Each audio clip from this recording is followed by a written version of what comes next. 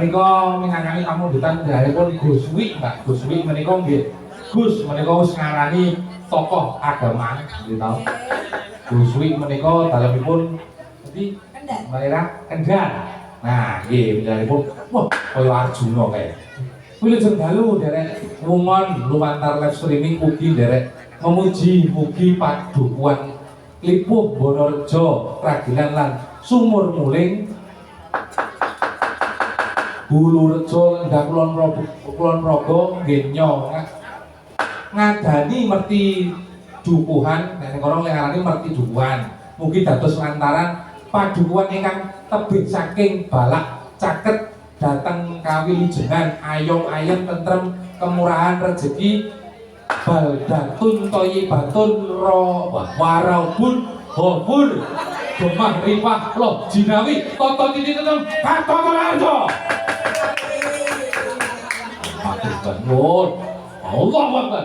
Nah ini nyuwun bungan apa imbang ono katresnan dia jeneng Gus Wi Jakarta imbang ono katresnan dumateng Mbak Erisa katresnan imbang ono cintaan lho nggih imbang ono katresnan lumantar Mbak Erisa kunjuk dumateng panjenenganipun Gus Wi matur sewu sembah nuwun gunang ingkang tanpa upami kesel ya ana lambene ya omong wae mau dadi kepleset-pleset Pak besok nek iki bintang tamu ah ben rada mayar iya iso ora ono dalane muga-muga didongakake Pak rezekine patang pedukuhan iki tikel saka taun-taun sadurunge Allah Pak. Ya aku yang ndongakake nek muga-muga warga dusun patang pedukuhan iki bagas waras kuat slamet lahir lan batinipun Allahumma amin. Wis alhamdulillah ya alamin. Monggo Mbak Elisa. Langsung. Manut. Nggih, langsung mawon langsung. Oh, atas sing nggih bawa no. Nggih bawa. Oke.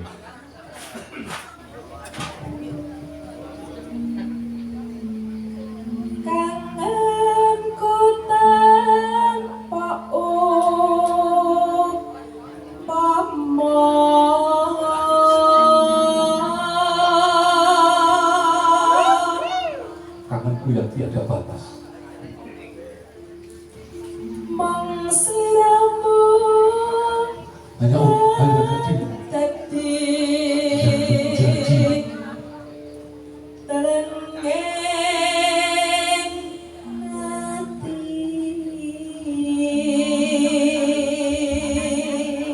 yang menjadi pujaan hati.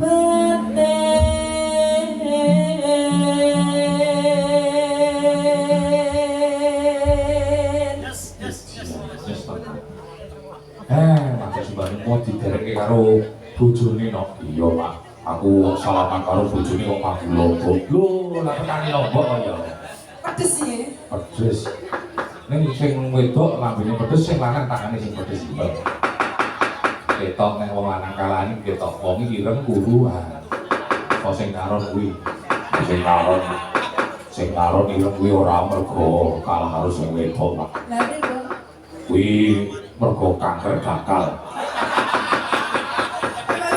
sia-sia iya kuwi ben kemoterapi ya. Nanti gusine ireng bareng kuwi wah jan. Wong iso cemani ya. kudune menungso ki inat ki lumrah ki warnane ireng ya abang to niku ireng kabeh lho sak gadul-gadule iki kok iya mangane asbak kok ya iya engko lho kok nek garapi iki kok nek gara-gara kae saiki kudu impet-impet dhisik aku nyawang sing ngempul karo sing apa ngenong karo sing nyaron wis gatel ambeku ya ben tak remet monggo nggih ya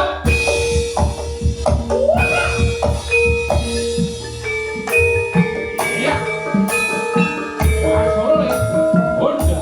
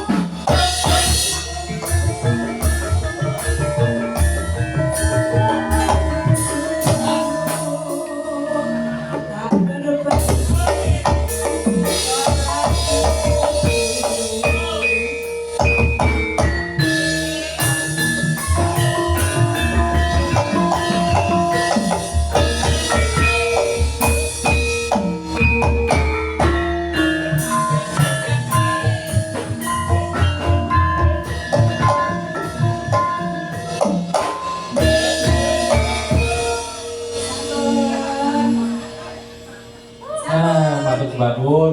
Sampun kula pinangkani Gusti. Sampun kula pinangkani matur sembah nuwun. Ragetan kani Bang apa-apa. Besok nanti saya ketemu tak jaluki rokoke Gusti. Sing penting dongane no. Nek kaya ngono kuwi tokoh ketemu agama iki lek prihatin ya ora baik-baik dadi dongane iki numusi. Ngomongane didongake kene warga dusun kene kebakas waras kuat sawet lahir lan batine ya numusi tenan.